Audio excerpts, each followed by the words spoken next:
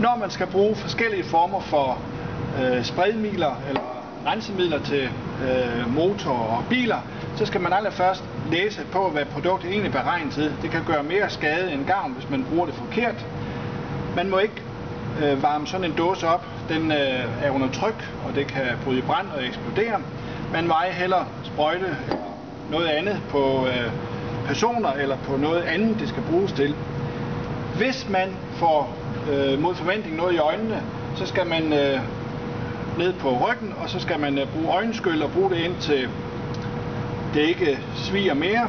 Så skal man have fat i nogle andre, får fat i arbejdspladsbrugsanvisning med sikkerhedsdatabladet, og så skal man søge læge eller skadestue, og det bedste man også kan gøre, det er at tage selve produktet med, så ved de nøjagtigt, hvad det er, der skal bruges.